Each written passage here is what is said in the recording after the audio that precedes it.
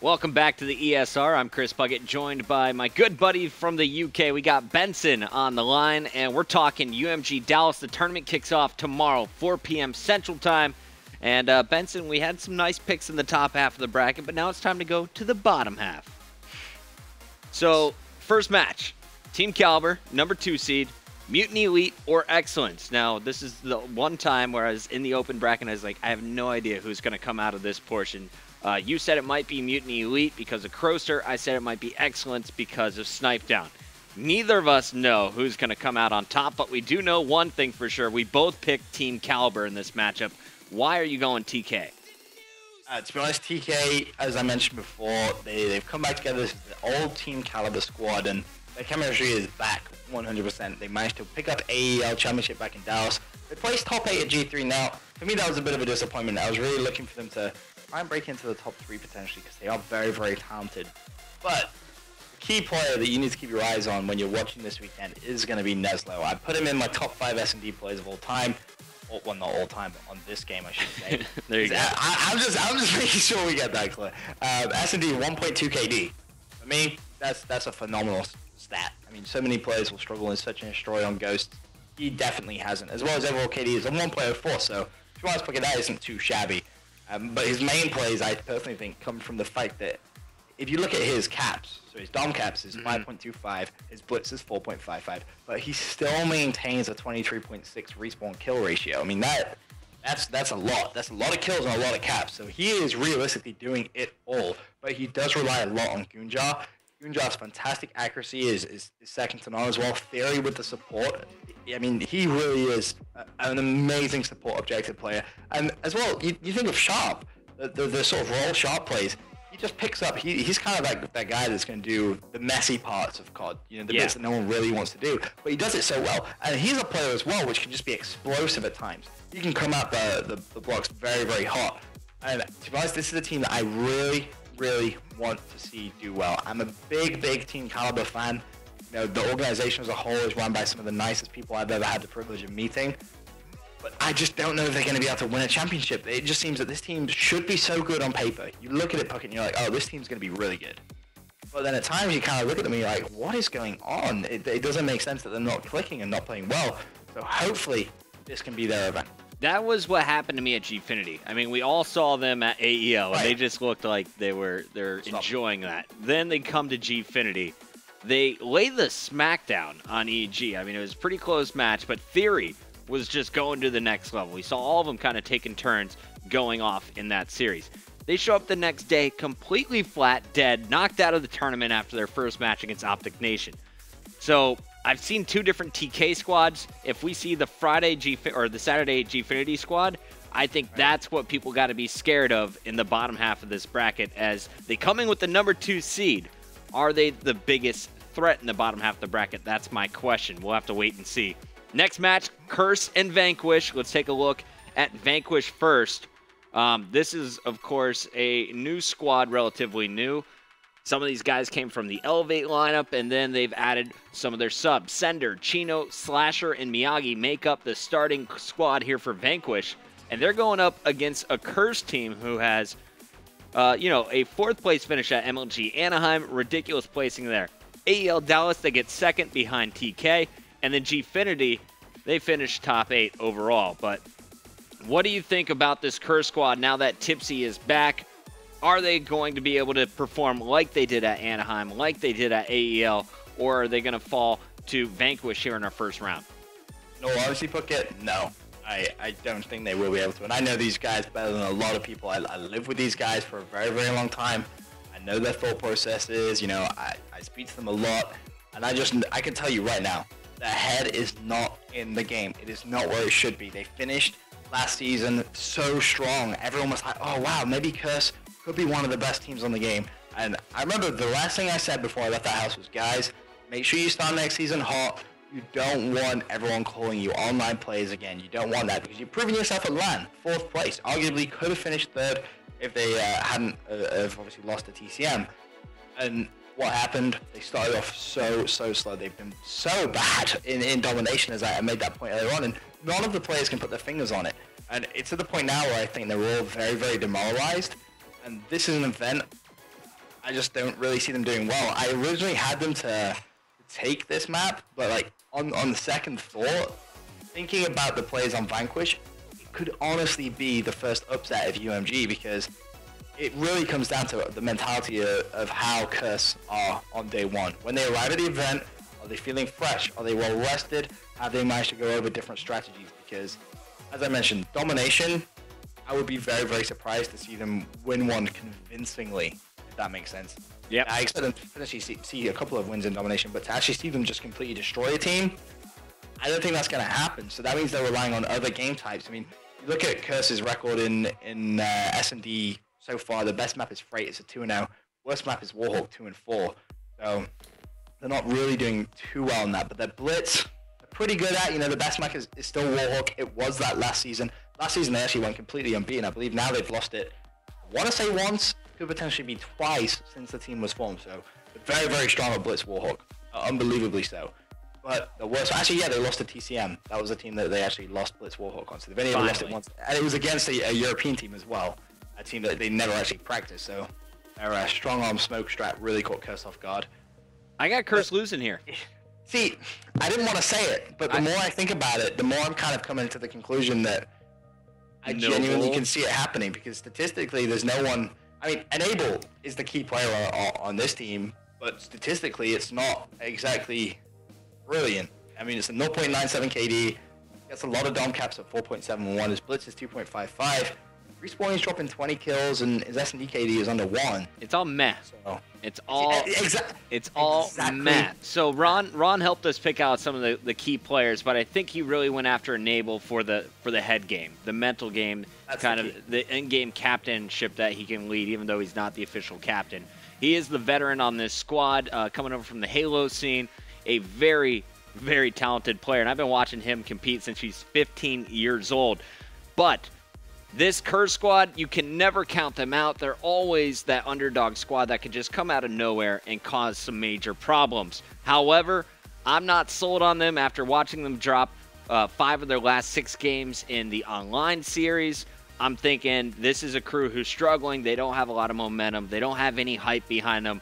Noble Vanquish has complete opposite in all aspects. They're young. They're hungry. This is a fresh team. They've never been really defeated or thrown down or embarrassed yet. So this is their first time coming in. Their heads will be high, and I think they're going to go for the first shock of the weekend and could potentially pull off the upset here. Let's keep this one going. Actually, we have some slasher stats. I want to share these with you guys.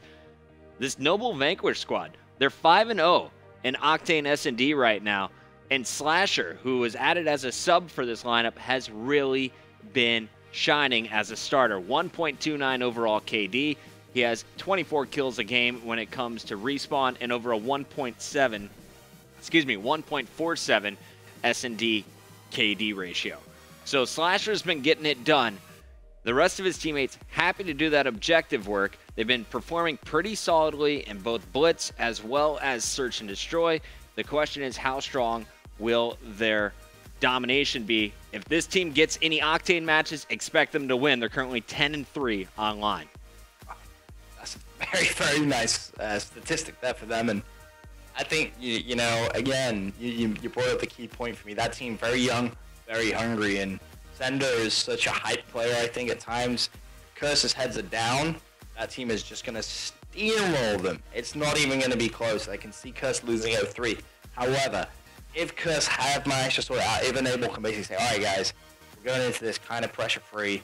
Let's just calm down. Let's have a good event. And kind of have that same mentality at Anaheim, because that was what they had at Anaheim. They went into Anaheim kind of, all right, pressure's off. Let's just play our game. Force everyone else to play around them. Big problem for them, though, is, of course, Tipsy not able to attend the last couple of big events that these guys have gone to. They've been playing with Crow, so the team chemistry arguably not there for Curse now. Obviously, they live together and they play all the time together, but you know, it comes down to those tournament games, in my mind, which are the key ones. And if you haven't been playing with your full 4, that is going to throw you off. So hopefully Tipsy can come in and prove himself once again, as he has done time and time again. But this is the one map in the whole bracket which I look at and I'm like, this could genuinely be the upset. This could be the first upset of UMG. All right, I'm going to let you stop there and pick this last lineup one more time. This is the only upset you see coming? I mean, it's potentially the most obvious. Okay. Upset, well, our next one, I think, could shock a lot of people. And not saying that the team who gets upset here will not perform and finish in the top 3, but I see upset potential here. Round number 1, Rise Nation. If they go through unscathed and Annex gets through with the number 1 spot, Rise Nation would be playing Optic Gaming in round 1. Probably the toughest matchup possible for Optic Gaming, considering what has happened in the online league. Rise Nation, number 1. Optic still in the top 6, but it's really been Rise shining online. Yeah, I think I don't think the Green Wolves going to be too worried about it, if I'm honest. I think they'll go into it kind of head in the game. They're a very experienced group of players, and more importantly, they have Scumpy on their team, who at any point can kind of just flick a switch in his head, and it just all of a sudden just turns on what seems like an internal aimbot at times. It's ridiculous. I mean, as a team, those guys are very, very well gelled. Adding Proofy a while ago was probably the best decision Optic Gaming could have made. But, you know, talking about Scumpy, just some of his stats, a 1.11 KD overall in COD League. That is, it's impressive. It's not the highest, of course, but this is online, bear in mind. When you get Scumpy on LAN and you get him hyped, oh yeah, that combination of him and Clayster. I remember when Clayster first joined Optic Gaming, I sat there and I was like, okay, well, Scumpy's going to turn into a beast. And, I mean, don't get me wrong, he was already very, very, very talented, but he needed that sort of momentum. He needed that hype, because every single time, if you think back last year, Puckett, every single time Scumpy seemed to play very, very well, he was hyped. The main example of that was actually MLG Anaheim last year back on Black Ops 2. When him and his team were getting pumped up, when they were reacting to the crowd's noise, that was when he became unstoppable. There's that famous clip of going to a listening on Hardpoint Yemen when Scumpy's screaming, who's the best player in the game? Right. And he goes on to drop 40 kills against Team Envious. That's the Scumpy which Optic need every single event. So his online stats, I mean, they're good. Obviously, 2.5 dom caps, 3.08 blitz, respawn average, 25.7 kills. His SMD KD, 1.05. But his LAN stats, I think, are going to be very, very different. And that comes down to, as I mentioned, you know, Clayster and Proof. Even Proofy, I remember at X Games, Proofy was literally dancing in the booth before his games. He's a very, very animated individual. Yep. You put them all together. Nadeshot's leadership is just so key. He can settle that team down in a heartbeat. I think previously, you know, that team kind of maybe had some issues with the leadership, etc., etc. But now, I think it's very much a set. You know, the famous Nadeshot speech that he gave, where he really settled everyone down on his team. That's our leadership to expect from him. And he's a veteran. He may have only ever won one MLG championship, which still blows my mind, but he's a player who consistently plays on the highest level. So we put him in the top 5 S&D as well. So exactly. If you got Scumpy, who's arguably the best in respawn, you got Nadeshot, who's arguably top 5 in S&D, Proofy and Clayster, those are the two I'm keeping eyes on this weekend. Where are they at? Are they playing like they did at Gfinity? Are they playing like they did at X Games? Or are they playing like they did in the second round against EG at Anaheim? If they do, I think Optic Gaming could be a favorite to win this entire tournament, but I don't think you can count out Rise Nation without taking a look at this squad. They've been making moves online. Everyone's calling them, warriors, online superheroes, saying they can't get it done on land. But Looney, his hand is back out of the brace after breaking it in Anaheim. He's going to be back on the sticks at his top level. You got Pac-Man and Wheats, who have been getting the job done when it comes to the objective, and Wheats really locking down the center of the map, which frees up Attach to just become a monster slayer. This Rise Nation crew has a lot to prove, and they're going to get their opportunity on Saturday morning at UMG. I'm looking for these guys to come in and give Optic a much stronger fight than Optic ever expected at UMG Dallas.